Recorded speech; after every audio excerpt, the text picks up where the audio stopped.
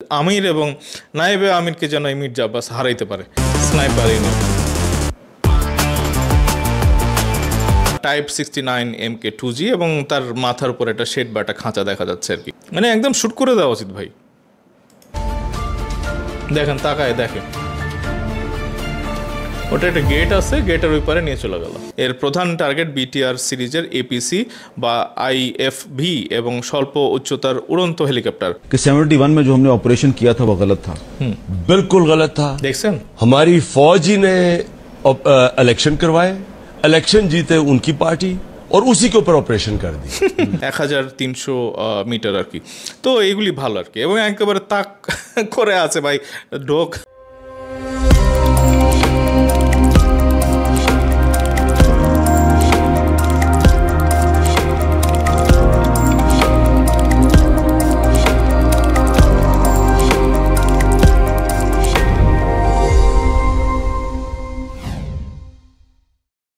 আসসালামু আলাইকুম বন্ধুরা, কেমন আছেন? আমি এনাম, আশা করি সবাই ভালো আছেন আর কি। তো বন্ধুরা, আজকের ভিডিওতে যা যা থাকতেছে, প্রথমেই সামরিক বাহিনীর আপডেটেড ইনফরমেশন, এবং তারপরে কাংলিয়া দেশের বিএসএফ তারা ওই ছাগল চুরি করে নিয়ে গেছে, সেই ছাগল চোরদের একটা ভিডিও ক্লিপ দেখাবো, এবং ইমরান খানের উপরে জুলুম করা হচ্ছে কিনা পাকিস্তান, এবং পাকিস্তান কি সেই 71-এর মতো শত্রু ভাবাপন্ন আছে নাকি না এখনও বাংলাদেশের সাথে তারা আবারও বৈরিতা করতে চায়, নাকি তারা আবার নতুন করে বাংলাদেশের বন্ধু হতে চায়, এগুলি নিয়ে একটা ছোট করে ভিডিও ক্লিপ এবং খবর থাকবে। এবং শেষের অংশে বাংলাদেশের জামাতে ইসলামী এবং তারা বাংলাদেশের ইসলামী রাষ্ট্র কায়েম করতে চায়, এবং আমি গতকালকে জামাতে ইসলামীর উপরে কিছু খবর দিয়েছিলাম, এবং সেখানে প্রচুর সাবস্ক্রাইবার আনসাবস্ক্রাইব করে চলে গেছেন আর কি।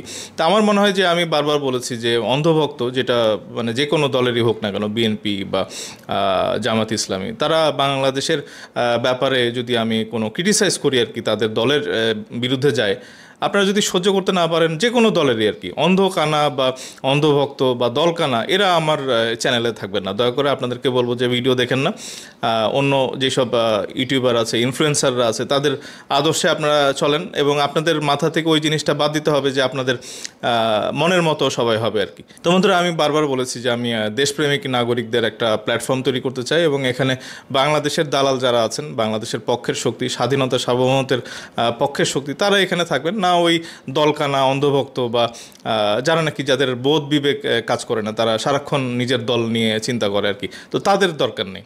বাংলাদেশের পক্ষের যদি শক্তি আপনি নিজেকে চিন্তা করেন, যদি ক্রিটিসাইজ হজম করতে পারেন আর কি আপনার দলের, আমার কাজ হচ্ছে যে বন্ধুরা আমি সত্য ঘটনা তুলে ধরি এবং উইথ রিফারেন্স আর কি। তো এইগুলো যদি আপনারা মনে করেন যে না আমি ভুলভাল তথ্য দিচ্ছি আর কি, তো সত্য হজম করার ক্ষমতা নাই, তো বন্ধুরা আমি ক্ষমা চাই। আমার মনে হয় যে আমি আপনাদের ওই রকম সমর্থক বা ওই রকম ভিউয়ার চাই না আর কি। তো বন্ধুরা আসেন, আমার মনে হয় যে লম্বা হয়ে যাচ্ছে ইন্ট্রোডাকশনটা, এবং আমরা আজকের দিনের ভিডিওটা শুরু করি আর কি।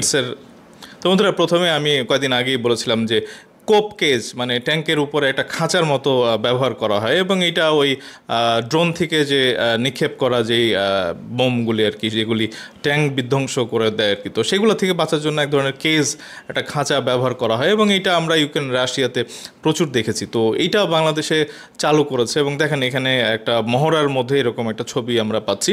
ডিফেন্স টেকনোলজি অফ বাংলাদেশ তারা এরকম একটা খবর লাগিয়েছে যে গতকাল আমরা বাংলাদেশ সেনাবাহিনীর ট্যাঙ্ক এবং এপিসিতে কোপ কেজের কথা বলেছিলাম, এটা আমিও রেফারেন্স আকারে বলেছিলাম। একটি মহড়া থেকে সংগৃহীত ছবিতে সেনাবাহিনীর টাইপ 69 MK2G ট্যাঙ্কে অ্যান্টি ড্রোন কোপ কেজ দৃশ্যমান। তো এটা ভালো রেজলিউশনের জন্য তারা বলতেছে যে ছবি পেলে ভালোটা আপ করবে, বাট আপাতত যেটা দেখা যাচ্ছে যে একটা ট্যাঙ্ক যাচ্ছে এটা ময়দানের মধ্যে দিয়ে, এটা সম্ভবত একটা টাইপ 69 MK2G এবং তার মাথার উপর একটা শেড বা একটা খাঁচা দেখা যাচ্ছে আর কি। তো এটা ভালো, আমরা চাই যে বাংলাদেশের সামরিক বাহিনী যত রকমের যুদ্ধের প্রস্তুতি তারা যেন নিয়ে থাকে, কারণ আমাদের এই মুহূর্তে তো আসলে পাকিস্তান থেকে কেউ উড়ে এসে বাংলাদেশে যুদ্ধ করবে না, বা আমেরিকা রাশিয়া চীন থেকে করবে না, আমাদের প্রতিবেশী রাষ্ট্ররাই করতে পারে। তো অবশ্যই কোনো রকমের উস্কানি বা তাদের যদি কোনো ফ্যান্টাসি করার চিন্তা থাকে ভবিষ্যতে, তা আমাদের সর্বোচ্চ লেভেলের মানে প্রস্তুতি আমরা নিয়ে রাখবো আর কি। তো এটা ভালো দিক। এবং দেখেন এখানে মায়ানমারও আর একটা বাংলাদেশের প্রতিবেশী, এবং তাদের দিকে কি হচ্ছে, ডিফেন্স রিসার্চ ফোরাম ডিআরএফ এরকম একটা পোস্ট দিয়েছে 2 ঘন্টা আগে। RK3 কোরসার অ্যান্টি ট্যাঙ্ক মিসাইল হাতে মায়ানমার সীমান্তে আরাকান আর্মির বাংকারের দিকে সতর্ক দৃষ্টি রাখছে বর্ডার গার্ড বাংলাদেশের একজন সদস্য। মানে এটা ভালো আর কি। আরাকান আর্মির ভিতরেও আবার তারা বিভিন্ন জায়গা থেকে অস্ত্র টস্ত্র এগুলা নিয়ে মানে অলমোস্ট মায়ানমারের এগেনস্টে তারা যুদ্ধই করলো আর কি। তো ইউক্রেনের তৈরি এই ধরনের ATW এটার সর্বোচ্চ রেঞ্জ হচ্ছে 2.5 কিলোমিটার। ইউক্রেনিয়ানরা মূলত রাশিয়ান আর্মড কলামের বিপরীতে ব্যবহারের জন্য এই লাইট ওয়েট মিসাইলটি তৈরি করেছিল। এর প্রধান টার্গেট BTR সিরিজের APC বা IFV এবং স্বল্প উচ্চতার উড়ন্ত হেলিকপ্টার। একই সাথে এটি কংক্রিটের তৈরি বাংকার ব্লাস্টার হিসাবেও কার্যকর। তো এইটা মানে আমরা ভালো লাগতেছে। ওখানে পাহাড়ে এখানে নানা রকমের তাদের এবং মায়ানমারের আরাকান আর্মি তো আছে এবং UPDF মানে প্রতিবেশী রাষ্ট্র আর একটা কাংলিয়া আছে আর কি। UPDF এর সাথে অন্যান্য যারা সন্ত্রাসী বাহিনী আছে তারাও এই প্রতিবেশী রাষ্ট্রদের অস্ত্র গোলা বারুদ এবং ট্রেনিং এগুলি অর্থ এগুলি নিয়ে কিন্তু তারা একটা শক্তিশালী অবস্থান তৈরি করতেছে এবং আমাদের সামরিক বাহিনীর চোখ কান খোলা রাখতে হবে এবং তারা মানে নির্ভীক আর কি। তারা ভয় ডরহীন আমাদের বাংলাদেশ সামরিক বাহিনী নিজেদের জীবন উৎসর্গ করেও কিন্তু বাংলাদেশের সামরিক বাহিনী তারা এই সন্ত্রাসী বাহিনীদের বিরুদ্ধে কিন্তু লড়ে যাচ্ছে এবং এখন বর্তমানে অনেকটা শান্ত পাহাড় আর কি। তো দেখেন এখানে বলতেছে মায়ানমার সীমান্তে সে দেশের সরকারি বাহিনীকে হারিয়ে তাদের সমরাস্ত্রের দখল নিয়েছে আরাকান আর্মি। তাদের হাতে এখন অত্যাধুনিক সব সমরাস্ত্র রয়েছে। এসব হাতিয়ার পেয়ে যেন তাদের মনে উচ্চাকাঙ্ক্ষার সৃষ্টি না হয় সেজন্য সীমান্তে এসব ভারী অস্ত্র মোতায়েন করেছে বাংলাদেশ। তো আমরা জানি যে তুরস্কের কাছ থেকেও বিভিন্ন এয়ার ডিফেন্স সিস্টেম আছে এবং চাইনিজ এগুলো কিন্তু তারা ওই পাহাড়ে সামরিক বাহিনী এগুলি ডিপ্লয় করে আছে। সামরিক বাহিনী ড্রোন পেয়েছে এবং ড্রোনেরও আমরা বিভিন্ন ডিসপ্লে দেখেছি এবং তারা নজরদারির মধ্যে রাখছে আর কি। এবং বিচ্ছিন্নতাবাদী বা সন্ত্রাসী যারা কার্যক্রম করতেছে তাদের কিন্তু আসলে কোনো ছাড় নাই আর কি। তারা ওই প্রতিবেশী রাষ্ট্র কাংলিয়ার হোক বা ওখানে মায়ানমারের আরাকানদের হোক, আমরা ছেড়ে কথা বলবো না আর কি। এখানে আমরা ছবি দেখতেছি এবং এই যে অ্যান্টি ট্যাঙ্ক মিসাইল এগুলি ব্যবহার করতেছে এগুলি আমরা দেখতেছি আর কি। তো বন্ধুরা এখানে ডিফেন্স রিসার্চ ফোরাম DRF আরও একটা পোস্ট দিয়েছে 16 ঘন্টা আগে। নাইখংছড়ি সীমান্তে টাইপ 85 স্নাইপার রাইফেল হাতে বিজিবি স্নাইপারদের সতর্ক দৃষ্টি। 7.62 54 মিলিমিটার এর এই রাইফেলের ইফেক্টিভ রেঞ্জ হচ্ছে 800 মিটার এবং ম্যাক্সিমাম রেঞ্জ হচ্ছে 1300 মিটার আর কি। তো এইগুলি ভালো আর কি এবং একেবারে তাক করে আছে ভাই, ঢোক এবং তারপরে দেখ। এবং এই স্নাইপার বাহিনী বাংলাদেশের কিন্তু এখন প্রত্যেকটা বাহিনীর মধ্যেই আছে এবং দীর্ঘদিন থেকে আমরা জানি যে এগুলি আছে আর কি। তো আমি এগুলির উপরে অনেক ভিডিও বানিয়েছি, যারা দেখেন নাই অবশ্যই দেখবেন আর কি। বন্ধুরা আমরা একটা ভিডিও ক্লিপ দেখবো এবং বাংলাদেশ সেনাবাহিনীর ব্ল্যাক ইগল স্নাইপার একটা ইউনিট আছে এবং তারা একেবারে ঝোপঝাড়ের মতো নিজেদেরকে আবৃত করে রাখে এবং এই ধরনের ছবি আমি দিয়েছি, বাট ভিডিও ক্লিপটা আমি আগে দেখাইনি। তো বন্ধুরা আমরা আসেন ভিডিওটা দেখি।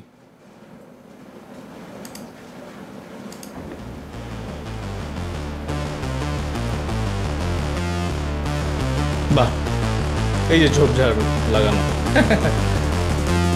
ঝোপঝাড় তো না, এটা একটা ড্রেস, মানে এমন একটা ড্রেস যেটা মনে হচ্ছে যে গাছের লতা পাতার মতো আর কি। স্নাইপার ইউনিট এগুলি ভাই ভালো লাগে আর কি। আমাদের বাংলাদেশের সামরিক বাহিনী একটা মানে বিশ্বের মধ্যে একটা জায়গা করে নিক, একটা শক্তিশালী জায়গা করে নিক, এটাই তো চাওয়া আর কি। মানে ওই কারো ভাই রক্ত চক্ষু বা চোখ রাঙানি দেখবো না, সোজা কথা। তো বন্ধুরা আমরা ওই কাংলিয়া দেশের চোরদের একটু দেখি আর কি। মানে কাংলিয়া দেশের চোররা আছে এখানে, BSF তাদের, এবং তারা বাংলাদেশের ছাগল চুরি করে নিয়ে যায় আর কি। চোর ভাই, সেম ধিক্কার, তোদের ধিক্কার জানাই ভাই। বা এখানে বার্তাবাজার বলতেছে যে বাংলাদেশ সীমান্ত থেকে ছাগল চুরি করলো BSF, মানে চোর কাংলিয়া, তোরা চোর। দেখি আমরা ভিডিওটা দেখি, দেখেন BSF এরা বাংলাদেশের এলাকার মধ্যে ঢুকে এই আহারে এটা খাইবো আর কি শালা, এরা এই চোরেরা এটা খাবে। দেখেন ওই যে তাদের কিন্তু এই ধরা পড়ছে আর কি। দেখেন এই যে তাকাচ্ছে, যে তারা দেখছে যে এখান থেকে রেকর্ড করা হচ্ছে আর কি। হ্যাঁ দেখেন এই যে এটা, আমার মনে হয় যে এদের ওই মানে মিটিং করে এই ভিডিও ক্লিপ দিয়ে তাদের জুতা মেরে আসা উচিত আর কি ওই পারে। মানে আমি কেন বুঝলাম না যে ওরা বাংলাদেশের সীমানার মধ্যে ঢুকছে এবং বিজিবি চুপচাপ ছিল আর কি। মানে বিজিবি কি এটা রেকর্ড করছে, আই ডোন্ট নো। মানে একদম শুট করে দেওয়া উচিত ভাই। দেখেন তাকায় দেখেন, ওটা একটা গেট আছে, গেটের ওই পারে নিয়ে চলে গেল। গরু চুরি হবে না, আরে গরু তো খাইবো না আর কি ওরা, গোমাতা। দেখেন চিন্তা করছেন, ইস ছাগলটার মানে আজকেই শেষ দিন সম্ভবত। চোর শালা, চোর।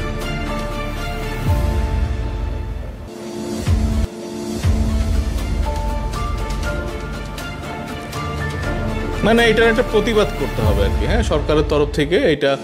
এটা খুব ভালো হবে যদি পররাষ্ট্র উপদেষ্টা যদি এরকম একটা বিবৃতি দেন যে আমাদের ছাগল চুরি করে নিয়ে গেছে, তাদের একটা মান ইজ্জতের উপর একটা মানে আঘাত করা উচিত আর কি। বন্ধুরা, এখন আমি ওই যে পাকিস্তানে আমার পছন্দের একজন আছেন কারাবন্দী ইমরান খান।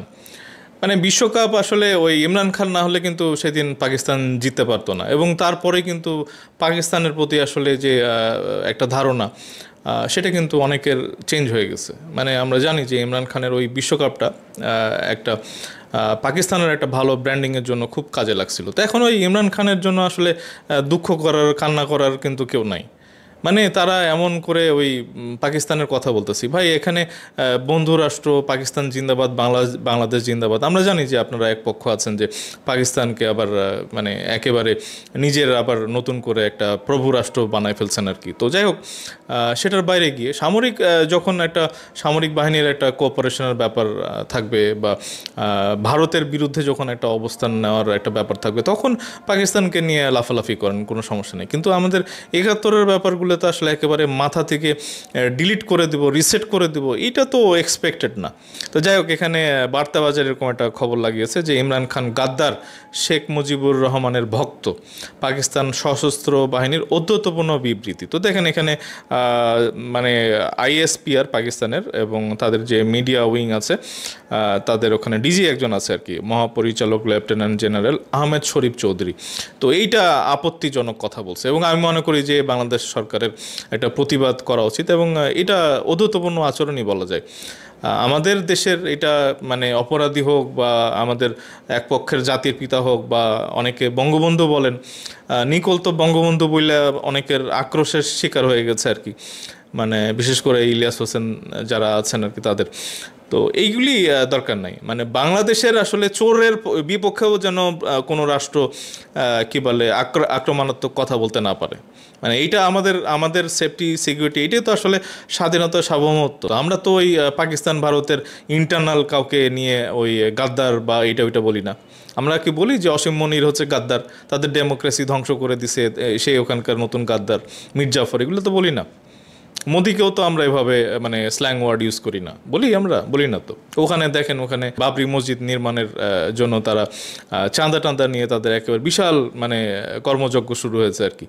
তো অবশ্যই এগুলি অ্যাপ্রিসিয়েট পাওয়ার মতো। তো আমার মনে হয় যে ইমরান খানের ব্যাপারে কিন্তু আমার স্ট্রং একটা অবস্থান আছে, এবং সেটা তার বিপক্ষে যেই যাবে আর কি, অসীম মনির হোক আর পাকিস্তানের মানে অন্যান্য দল হোক, এটা মানে আমি কিন্তু ডিফেন্ড করব ইমরান খানের পক্ষে, এবং আমি চাই যে ইমরান খানকে যেন ফ্রি করে দেওয়া হয়। তো এটা দেখেন আপত্তির জায়গাটা আমি একটু পড়ি, গতকালকে যেই ঘটনাটা তারা ঘটাইছে। ইমরান খান গাদ্দার, শেখ মুজিবুর রহমানের ভক্ত। এখানে তো আমাদেরও মানে পাকিস্তানের অনেক ভক্ত আছে, তাদের ওই জিন্নার ভক্ত এখানে আছে না, তাদের মৃত্যুবার্ষিকী, জন্মবার্ষিকী এখানে কেক কাটা হয়, শোক পালন করা হয়। জুলফিকার আলী ভুট্টো, তারপর ইয়াহিয়া খান, এদের মতো করে টক শোতে কথা বলা হয়, এগুলি আছে না আমাদের, মানে নানা ধরনের ভক্ত শ্রেণী তো এখানে আছে।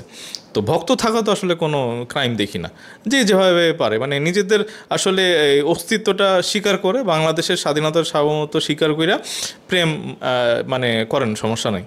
তো এখানে দেখেন, এখানে তারা বলতেছে যে কারাবন্দী পাকিস্তানের সাবেক প্রধানমন্ত্রী ও পিটিআই প্রতিষ্ঠাতা ইমরান খানকে মানসিকভাবে অসুস্থ এবং জাতীয় নিরাপত্তার জন্য গুরুতর হুমকি আখ্যা দিয়েছেন। বন্ধুরা, আমি এটা ইমরান খানের ইন্টারভিউর ক্লিপ দেখাবো, এটা কিন্তু ঘুরে বেড়াচ্ছে, আমার মনে হয় যে এটাও কিন্তু ভিডিওর মধ্যে রাখা উচিত আর কি।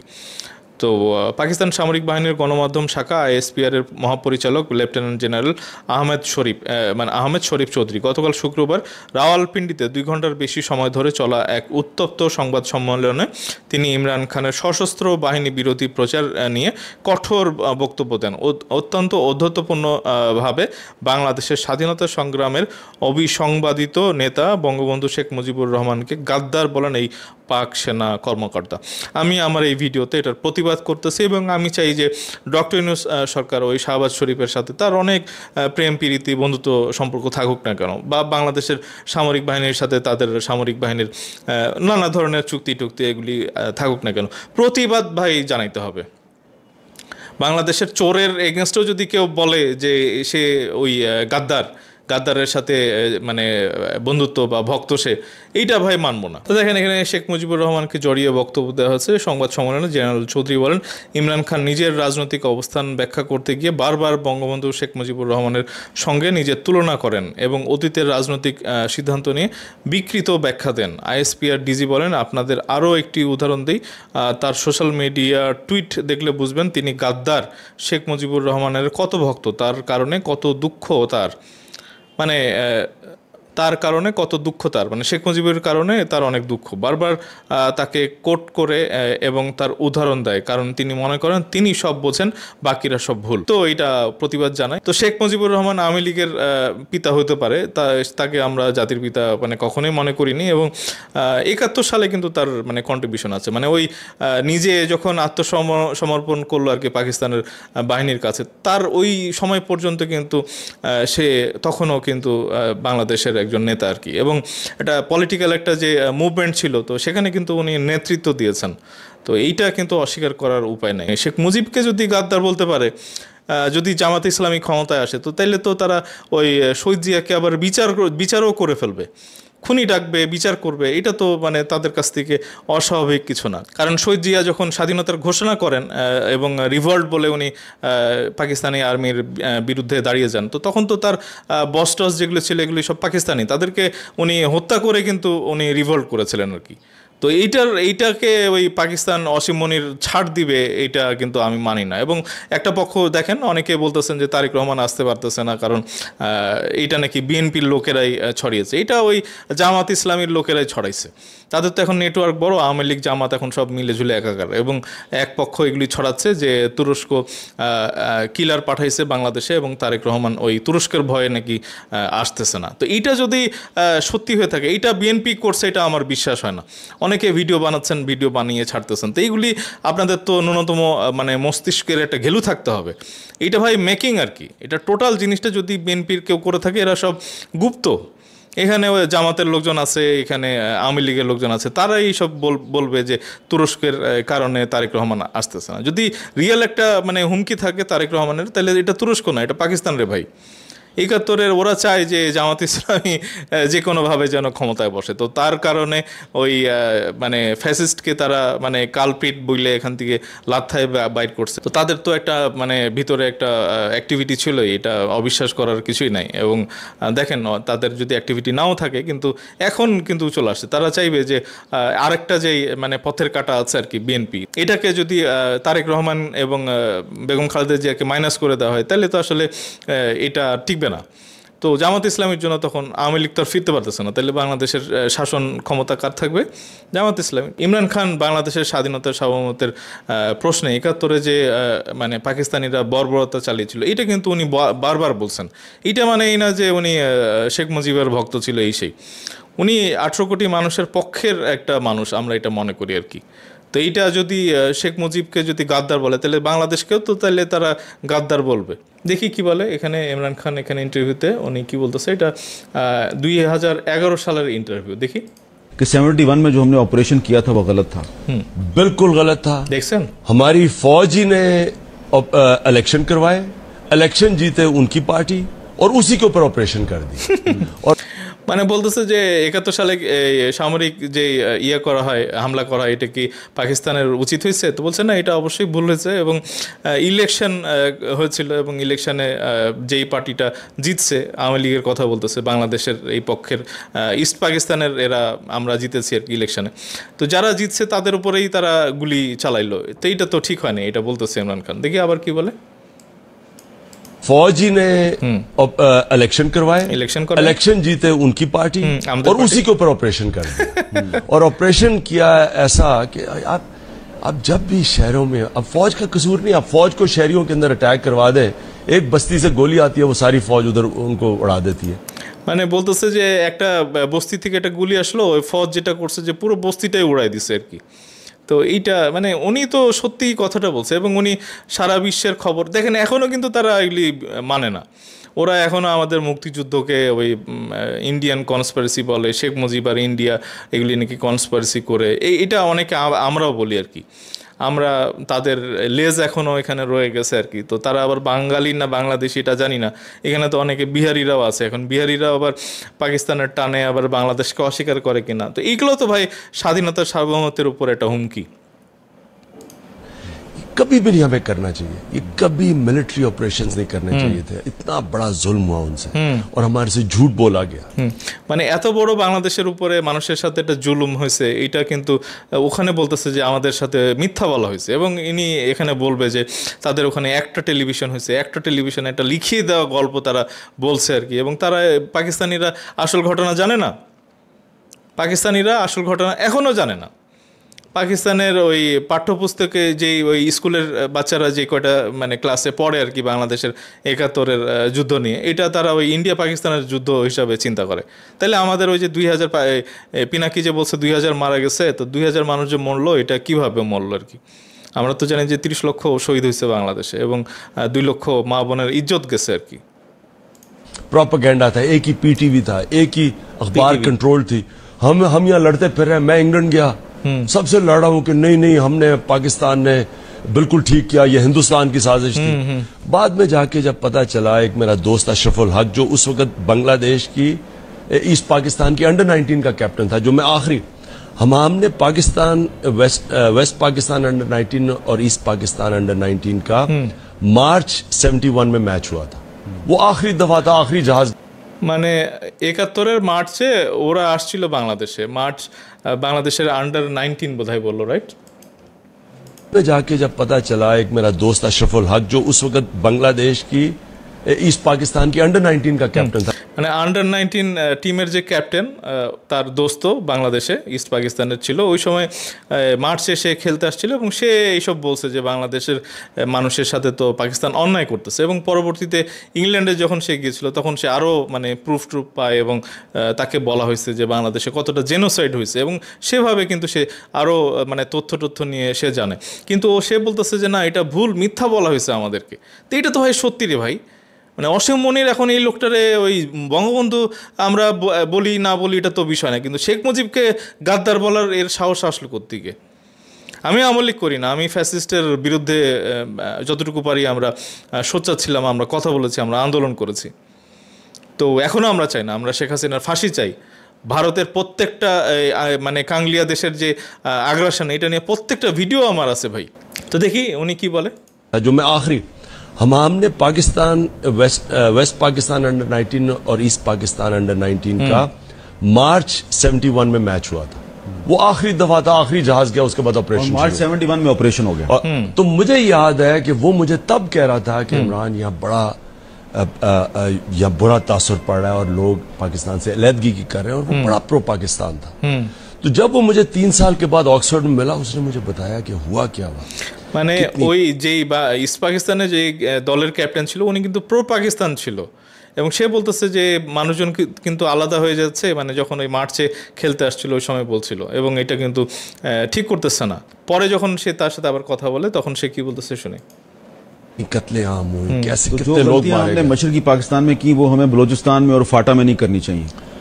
बिल्कुल नहीं, मैं इसलिए पहले दिन से मिलिट्री ऑपरेशंस के खिलाफ हूं। इनसे कभी कोई मसला हल नहीं होता। आज मुझे बताएं, हम कितनी देर 7 साल हो गए मिलिट्री ऑपरेशन, क्या हुआ है, क्या বাংলাদেশের পক্ষে সে কথা বলছে, মানে এখানে জেনোসাইড হয়েছে সেখানে পরে জানছে, এটা বলছে না, বলবে তো।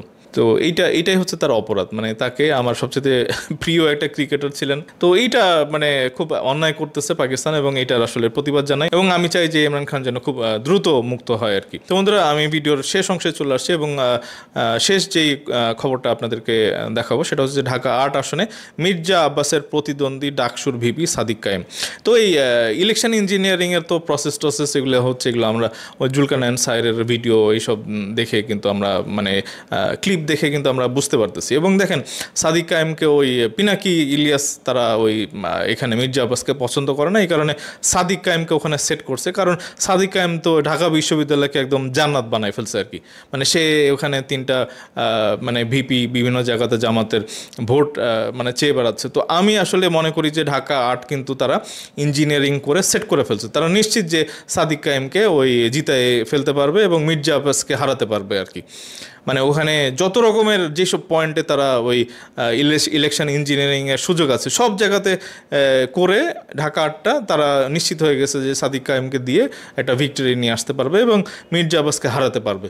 তা আমি যেটা সাজেশন করব, কারণ আমার ভিডিওগুলি প্রত্যেকটা দলের সবাই কিন্তু দেখেন আর কি, প্রশাসন এবং সবাই দেখেন আর কি, আমি মনে করি, বিশ্বাস করি।